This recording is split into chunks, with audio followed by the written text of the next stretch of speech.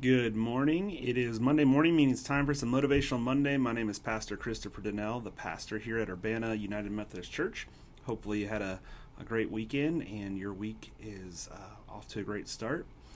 The motivation this Monday comes from our new sermon series we just kicked off called Psalms of Thanksgiving.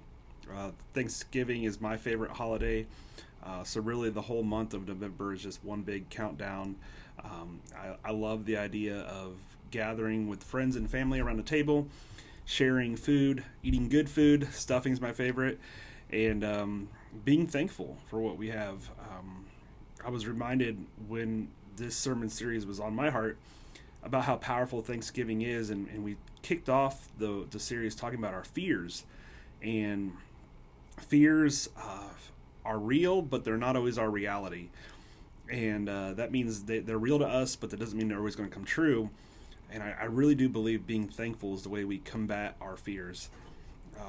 I was reading in Psalm 56, verse 3, it says this, "But when I am afraid, I will put my trust in you."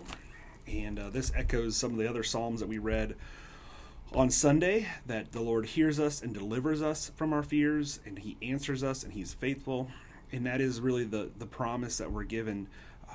So my natural reaction is, when I'm afraid, is to start believing that fear will come true, or it will overcome me, and I start to believe a lie.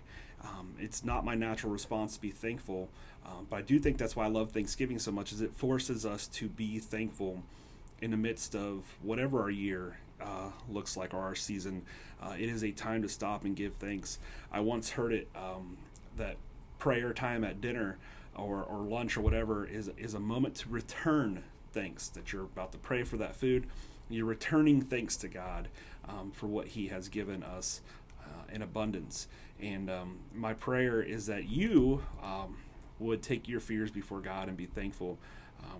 The reality is most of our fears don't come to be or come to pass, but they do take up a lot of space in our brain, in our mind, and it clouds our heart. And so I pray that you would feel free from those fears, and that you would return thanks to God today, knowing that when I am afraid, I will put my trust in you. Have a great week.